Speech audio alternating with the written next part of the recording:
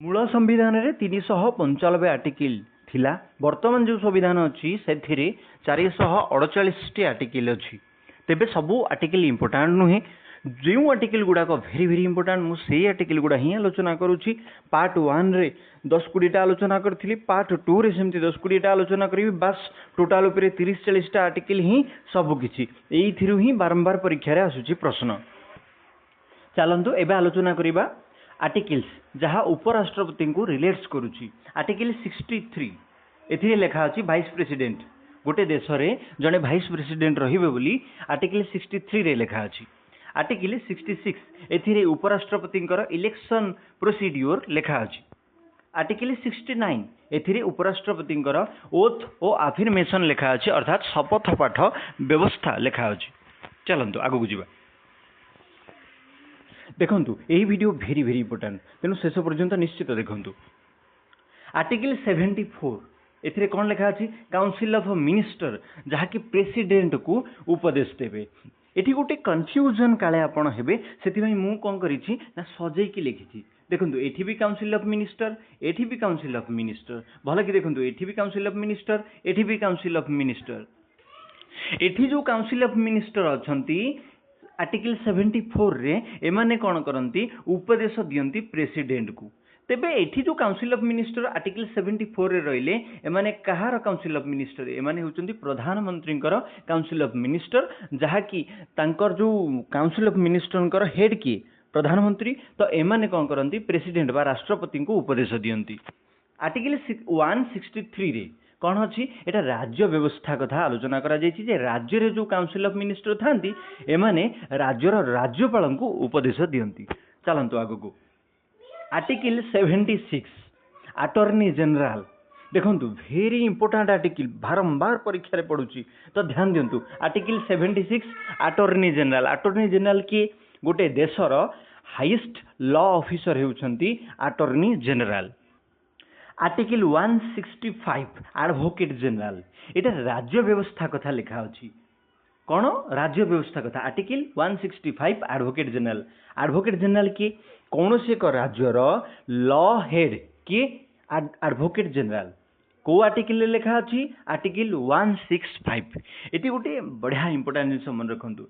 देखंतु ए दीटा आपन को रिलेट्स करी मन रखिबार अछि। Attorney general article 76, advocate general article 165। आगु चलंतु। एटी राज्यसभा और लोकसभा आर्टिकल लेखा अछि। देखंतु राज्यसभा आर्टिकल होची आर्टिकल 80, लोकसभा आर्टिकल होची आर्टिकल 81। भेरी भेरी इंपोर्टेंट। देखंतु एई पेजटा आपन पई भारी इंपोर्टेंट है, तेनु चलंतु मन रखंतु आगु जिबा। आर्टिकल 87। आर्टिकल 87 ने कौन लेखा अछि? Special address by president in parliament. Parliament रे प्रेसिडेंट एड्रेस करंती, एई कथा लेखा अछि कोठी? आर्टिकल 87 रे। आर्टिकल 93 एथिरे कौन लेखा अछि? स्पीकर आउ डेप्यूटी स्पीकर ऑफ लोकसभा, अर्थात लोकसभा रे जणे बाचस्पति थांती, जणे उपबाचस्पति थांती। ए सब कथा लेखा अछि आर्टिकल 93 रे। आर्टिकल 106 एथिरे लेखा अछि एमपी और एमएलए मानकर दरमा भत्ता। बुझी पाइले? आर्टिकल 106 सॉरी एठी टिके क्षमा करिवे। आर्टिकल 106 रे एमपी मानकर, एमएलए मानकर नुह, एमपी मानकर दरमा और भत्ता कथा विस्तृत भावे वर्णना करा जायछि। केते दरमा नेबे, केते भत्ता नेबे, ए सब विषय रे। आर्टिकल 108 एथिरे कोन लेखा अछि? Joint sitting of both house of parliament, अर्थात आमर जो पार्लियामेंट रहिला, संसद रहिला, तार जो दुईटी हाउस रहिला, गोटे होची लोकसभा, गोटे राज्यसभा। तेबे आवश्यक हेले लोकसभा और राज्यसभा जॉइंट मीटिंग हुए, तो एक कथा लेखा अछि आर्टिकल 108। डिटेल प्रोसीड्योर लेखा अछि जे केमिति जॉइंट मीटिंग हबो, किए सेथिरे हमर सभापतित्व करिवे, ए सब जानि रखंतु। जेतेबेले जॉइंट मीटिंग हुए बोथ हाउस रो, अर्थात अपर हाउस और लोक कौन लोअर हाउस रो, सेतेबेले आपणकर सभापतित्व करंती बाचस्पति। देखंतु कहा कथा रे बा कहा आह्वान रे जॉइंट मीटिंग हुए, राष्ट्रपति को आह्वान रे जॉइंट मीटिंग हुए, किंतु सभापतित्व करंती बाचस्पति। आर्टिकल 109 देखंतु एठी गोटे बढ़िया इंपोर्टेंट जिनस देखो मुझे बिल कर देछि अर्थात बिल रिलेट्स करिकी ए सब आर्टिकल एठी लिखा अछि आपन को इजी हबो मन रखिबा पई आउ निज माइंड को कंसंट्रेशन रखिबा पई ओके चलंतु आलोचना करिबा आर्टिकल 109 रे प्रोसीड्यूर ऑफ मनी बिल पई कोन प्रक्रिया बा प्रोसीड्यूर एटा लिखा अछि आर्टिकल 109 आर्टिकल 110 अर्थात 110 एथिरे कोन लिखा अछि डेफिनेशन ऑफ मनी बिल कहा को कहा जाए एक कथा लिखा अछि आर्टिकल 110 रे आर्टिकल 111 असेंट टू बिल अर्थात बिल किपरि लॉ रे बा आईन रे परिणत हुए एक कथा लिखा अछि आर्टिकल 111 रे आर्टिकल 112 एथिरे लिखा अछि एनुअल फाइनेंशियल स्टेटमेंट अर्थात आमे आम भाषा रे जो कहूचे बजेट ए बजेट कथा लिखा अछि आर्टिकल 112 रे आर्टिकल 115 एथिरे लिखा अछि जे सप्लीमेंटरी ग्रांट्स देखंतु गोटे होउची बजेट ओके आ गोटे होउची सप्लीमेंटरी ग्रांट्स देखंतु बजेट कोन बजेट होउची मेन ग्रांट्स एटा होउची सप्लीमेंटरी ग्रांट्स मेन ग्रांट्स रे ऑलरेडी सब किछि बजेट स्थिर हो जाई थाए कोथि पई केते खर्च होबो आय व्यय रो अटकल हे कि सही हिसाब रे ग्रांट हे जाए किंतु आवश्यक हेले जो एक्स्ट्रा खर्च पई कोन करा जाए ना सप्लीमेंटरी ग्रांट्स अरेंज करा जाए तो एटा आर्टिकल 115 115 आर्टिकल ले सप्लीमेंटरी ग्रांट्स लिखा अछि एटा वेरी इंपोर्टेंट सब बेले मैक्सिमम टाइम परीक्षा रे प्रश्न आसुची देखंतु एठी जो देइथिली बिल को रिलेट्स करिकी जो आर्टिकल गुडाक मन रखिबे चलंतु आगु जिबा एटी देखंतु आर्टिकल 120 कोन लिखा अछि लैंग्वेज यूज्ड इन पार्लियामेंट रे को भाषार यूज हबो ए कथा लिखा अछि आर्टिकल 120 रे तबे आपन मन को प्रश्न आसुथिबो पार्लियामेंट रे को लैंग्वेज यूज हुए ना साधारण भाबे दुईटी भाषा यूज हुए गोटे होची इंग्लिश गोटे होची हिंदी आपन कहिबे कोनोसी एमपी जदि चाहिए निजर मदर टंग अर्थात मातृभाषा प्रयोग करि परिबे ना करि परिबेनी करि पारिबे जदि बाचस्पति अनुमति दियंती तेबे से निजर मातृभाषार प्रयोग करि परिबे नचेत दुईटी भाषार प्रयोग हुए गोटे होची हिंदी गोटे होची इंग्लिश आर्टिकल 123 रे लिखा अछि ऑर्डिनेंस बाय प्रेसिडेंट अर्थात राष्ट्रपति द्वारा जो अध्यादेश जारी हुए एटा आर्टिकल 123 रे लिखा अछि एटा वेरी इंपोर्टेंट मु जो गुडा वेरी वेरी इंपोर्टेंट कहूची से गुडा मन रखि थांतु ओके चलंतु एबे बुझंतु जे एठी जो ऑर्डिनेंस बा अध्यादेश कौन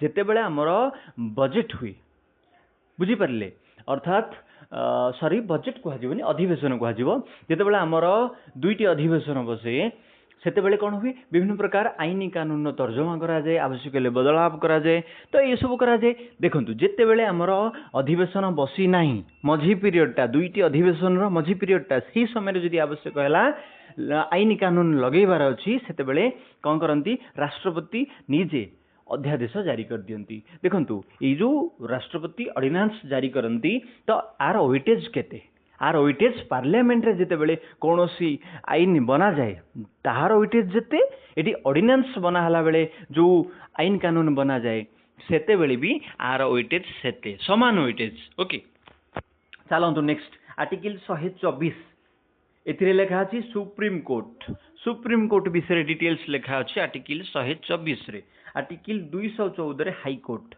देखंतु एठी मन रखंतु सुप्रीम कोर्ट 124 हाई कोर्ट 214 आगु चलंतु आर्टिकल 148 रे कोन अछि सीएजी अर्थात कंट्रोलर एंड ऑडिटर जनरल को विषय रे डिटेल्स रे लेखा अछि मन रखंतु वेरी वेरी इंपोर्टेंट सब जगह आर्टिकल इंपोर्टेंट मन रखिया को पढिबो बारंबार पढंतु मन रहि जिवो आलोचना करिबा आर्टिकल 148 एथिरे सीएजी को विषय रे लिखा आइछि सीएजी किए कंट्रोलर एंड ऑडिटर जनरल कौन करंती तांको काम कौन ये कौन करंती गवर्नमेंट रो जो खर्च अछि ताको ऑडिट करंती प्रति वर्ष बजेट हुए बजेट रु जहाँ आसे ता खर्च हो सारा सेठू ऑडिट करा जिवो को बाबद केते खर्च होईची ठीक ठाक खर्च होईची कि नहीं ए सब माने के ऑडिट करंती CAG controller and auditor general एबे देखिबा गवर्नर को रिलेट्स करूथिबा आर्टिकल गुडा को मन रखिबा देखंतु एठी आर्टिकल 153 एथिरे कोन लेखा अछि गवर्नर ऑफ स्टेट्स प्रत्येक राज्य रे जड़े जड़े राज्यपाल रहिबे बोली आर्टिकल 153 रे लिखा अछि। आर्टिकल 155 एथिरे गवर्नर बा राज्यपालंकर अपॉइंटमेंट बा नियुक्ति विषय लिखा अछि। आर्टिकल 156 रे तांकर टर्म बा कार्यकाल केते दिन से कार्य करि परिबे, तो जीवन काल भितर जड़े चाहिए केते थर राज्यपाल भाव में निर्वाचित हो पारे। देखो निर्वाचित तो हमें राज्यपाल निर्वाचित हमें मनोनीत होती, तो केते थर से मनोनीत हो पारे एक कथा आर्टिकल 156 रे लिखा अछि। आर्टिकल 157 तांकर क्वालिफिकेशन राज्यपाल योग्यता 157। देखंतु एठी 159 राज्यपाल शपथ पाठ विषय लिखा अछि। आर्टिकल 161 पावर जड़े गवर्नर कर कौन कौन पावर रहे एक कथा आलोचना करा जायछि 166 आर्टिकल 161 आर्टिकल। वेरी इंपोर्टेंट सब जगह आर्टिकल इंपोर्टेंट मन रखंतु। चलंतु जिबा आगो को। आर्टिकल 167 एथिरे लिखा अछि जे मुख्यमंत्री राज्यपाल को राज्यर इनफॉरमेशन रेगुलरली देबे। आर्टिकल 231 एथिरे लिखा अछि जे कॉमन हाईकोर्ट रहिबो। देखंतु हमर आज पर्यंत भारत रे 25टा हाईकोर्ट अछि। राज्य केतेटा अछि, यूनियन टेरिटरी केतेटा अछि, एते यूनियन टेरिटरी एते राज्य तो 25टा हाईकोर्ट करूछि कोन। देखंतु अनेक राज्य रे कोन हेछि कॉमन हाईकोर्ट अछि। दीटा राज्य रे गोटी हाईकोर्ट किंबा दीटा राज्य सहित गोटे यूनियन टेरिटरी मिसै कि गोटी हाईकोर्ट, तो ए सब वर्णना करा जायछि आर्टिकल 231 रे। आर्टिकल 233 एथिरे कौन वर्णना करा जायछि डिस्ट्रिक्ट जजंकर अपॉइंटमेंट। देखंतु आर्टिकल 239 रे कौन लिखा अछि यूनियन टेरिटोरी रो एडमिनिस्ट्रेशन अर्थात गोटे केंद्र शासित अंचल किपरि भाव रे शासन कार्य परिचालन हुए ए कथा वर्णना करा जायछि आर्टिकल 239 रे। आर्टिकल 243 रे ग्राम पंचायत विषय लिखा अछि। आर्टिकल 243 टी रे म्युनिसिपालिटी विषय लिखा अछि। आर्टिकल 244 रे शेड्यूल एरिया रो एडमिनिस्ट्रेशन बा प्रशासन व्यवस्था लिखा अछि। एटा मन रखिबे, एटा इंपोर्टेंट मन रखंतु, एटा वेरी वेरी इंपोर्टेंट।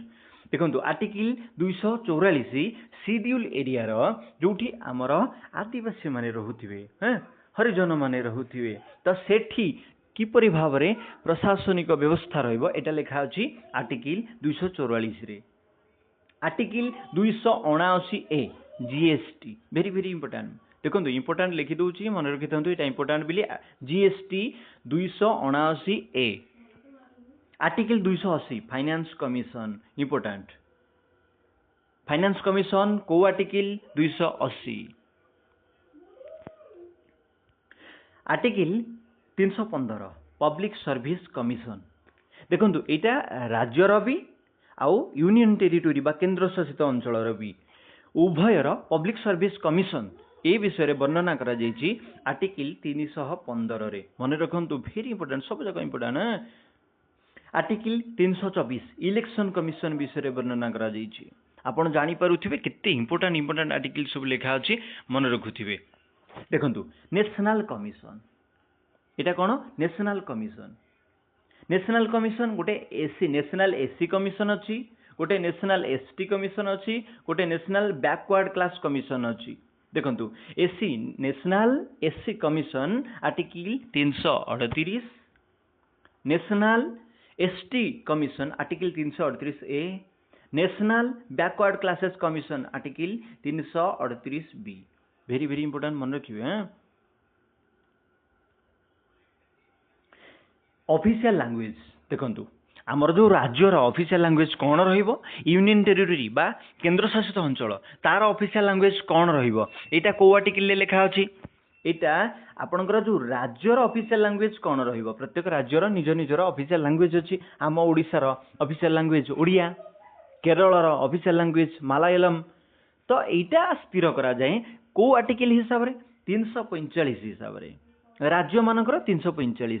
तेबे केंद्र शासित अंचल तांकर ऑफिशियल जो लैंग्वेज रहिला सेटा को आर्टिकल ले वर्णना करा जायछि आर्टिकल 343। आर्टिकल 343 ओके चलंतु आगु जिबा। आर्टिकल 350 ए कोन लेखा अछि आपनकर जो instruction in mother tongue in primary stage of child गोटे पिलार जो प्राइमरी अवस्था रे बा प्राथमिक अवस्था रे तार जो इंस्ट्रक्शनटा दिज्व ताकू सेटा मातृभाषा दिज्व अर्थात प्राइमरी क्लास रे ताकू जो कम्युनिकेशन जो लैंग्वेज रहिबो एटा तार मदर टंग रे ए लैंग्वेजटा बा भाषाटा रहिबो बोली एटा कहा जायछि आर्टिकल 350 रे। आगु चलंतु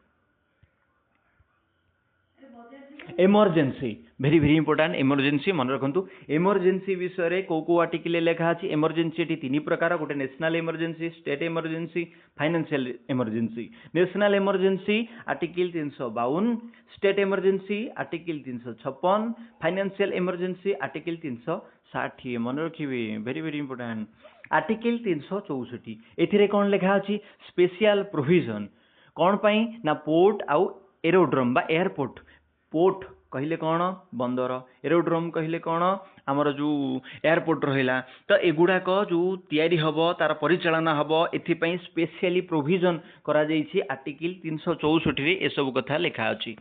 आर्टिकल 368 एथिरे लेखा अछि जे जो पार्लियामेंट कौन करे ना आमर कॉन्स्टिट्यूशन बा संविधान को अमेंडमेंट करे अर्थात कौन संशोधन करे ए सबू किपरि हबो ता प्रोसीजर कौन रहिबो को आर्टिकल गुड़ाक चेंज हेई परिबो कोडा चेंज हेई परिबोनी डिटेल्स रे ए सबू विषय रे कौन कोडी लेखा अछि आर्टिकल 368 रे लेखा अछि मने रखिबे इटा इंपोर्टेंट मु लिखि दोछि इटा इंपोर्टेंट एठी कौन लेखा अछि देखंतु अमेंडमेंट अर्थात संशोधन आमर संविधान मझिरे मझिरे आवश्यक हेले संशोधन हुए एक कथा कोठी लेखा अछि 368 रे लेखा अछि केमिति संशोधन हबो तार प्रोसीजर भी ए आर्टिकल 368 रे लेखा अछि। ओके वेरी इंपोर्टेंट मन रखिबे एबे सरी जाइछि तो किपरि लागिला ए वीडियो देखंतु मु आपण मानको कहि रखुछि जो माने पार्ट 1 देखि नांदी पार्ट 1 देखि दियंतु पार्ट 2 देखि दियंतु अति बेसी रे 30-40 टा टोटली आर्टिकल हम आलोचना करिछि एतिकी सफिशिएंट बस एतिकी मन रखि देले जे कोनोसी परीक्षा हेले भी ताधर जो आर्टिकल ऊपर जो गोटे किंबा दुईटी प्रश्न आसुची बस हे जिवो। ओके धन्यवाद।